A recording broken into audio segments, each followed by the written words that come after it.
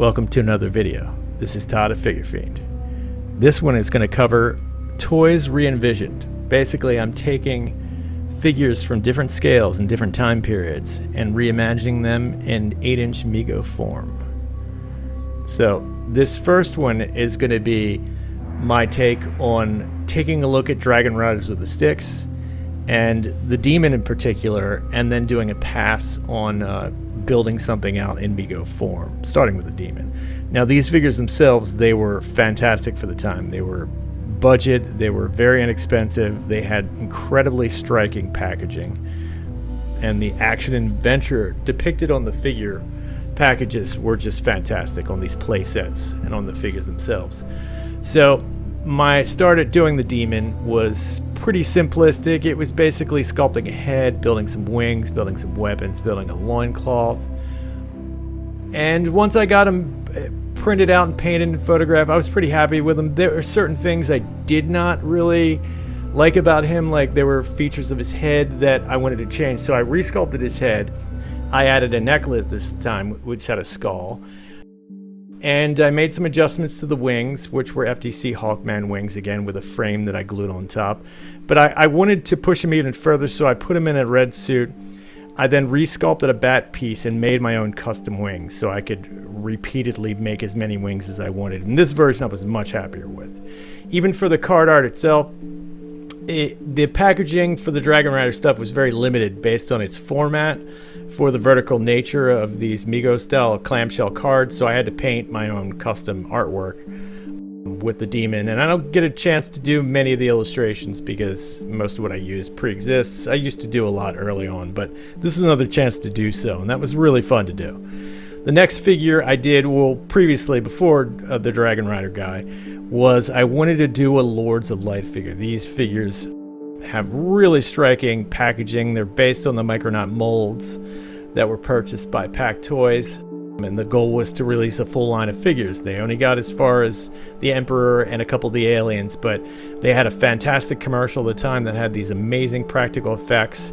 And I wanted to start with Nepos, which is basically just a retooling of Kronos from Micronauts. And since I had already done Kronos from Micronauts, I was able to crank out a figure like this pretty fast. My original pass was doing clear on everything, but then after looking at Nepos more closely, I realized I needed to do the glow head and glow wings in order for it to really look like him. And the inserts that I got my hands on, which were the glow rods, were for nighttime fishing lures, which were perfect for the size and scale to fit into the body cavity. So that was really fun to get those functioning. All you had to do was pop off his head and crack the light sticks, and you could shove them right down there. And the hands articulate, the wings move. He's fully articulated like the original. And then even to get my hands on like some higher res scans of that, and then do my own painting to sort of lay into the original card art and rearrange things was a lot of fun. Now, before that, Crystar was one of the figures that I absolutely loved growing up. This artwork, this cover itself was just awe-inspiring as a kid, and seeing this ad on the back of comics like blew my mind and made me want these figures. So the figures themselves were great. This is some of the Remco stuff that you see here. They amazing, cool, clean, simple figures with articulation at the knees and clear bodies and just really fun weapons. So I wanted to focus on at least starting with Crystar, and with a hope to get to some other characters. I knew it would be using a clear body and then just having to do the base pieces for him, like the shield and sword belt, the chest piece, and then making the helmet be removable just like the original figure. And that was done pretty successfully in my earliest attempts, and just a couple gloss coats of spray made him shine and be really clear, which I was really happy with. And then obviously I wanted to use that card art from that first issue, which was very powerful.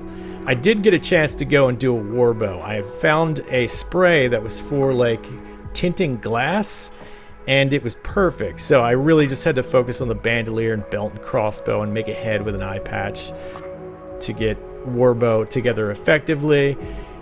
He was really fun to do. I do wish he was a little taller though, but you know, because he was like a huge bodyguard type character in the comics. So overall, very happy the way he came out with it. And this next one was Kretor. Kretor is one of those figures I found out about as a kid I wasn't alive when this thing was out for me to even purchase, but I love underwater stuff and I love like aquatic humanoids. So the search went on for years to find him for a low cost, and since I couldn't, I decided, well, I'm just going to make my own. I used the creature from the Black Lagoon, hands and feet, and even the chest piece, but made my own head, made my own belt, had a suit done with the trunks. And the first version of him I did dark. I did do a light version as well just to test it out, but I decided in the end I really just like the darker version. Now this next one, it falls in line in Kretor in that way, and the fact that I kept losing bids on this Ghost of Captain Kidd. Also a figure I never saw in person as a kid. I only saw photographs of the Sears box. So that led me to making my own, really, because I couldn't get my hands on one for the price that I wanted. So basically it was sculpting a rib cage, a head, a hat and a sword, and then using some light colored clothing. I did dye those in tea as well, just to tint them a little bit, but he glowed really well and I was very happy with him. And then afterwards, I was looking at what else I could do with the body, and I love these Pirates of the Caribbean kids that came out from MPC, and he translated really well into that sort of look and vibe and aesthetic, and even putting their art on the cards themselves was really cool to coincide with the figure. I did do my own trick or treat. This is one of Brent's, from Brent's Dolls. I tried to get my hands on these, but they kept selling out, so I decided I would just do my own since his were sold out. Even his, basically, he had gotten the idea from the guy in Germany that does these, which is the BKC Toys, I believe, and his stuff is absolutely fantastic. So I did my own. This is before NECA released any of the Trick or Treaters at all, and just basically made a head, and then made the pumpkin and made my own suit, and it was really cool. I basically just took the exact box and exact colors and did some rearrange and redrew everything, of course, so it was clean.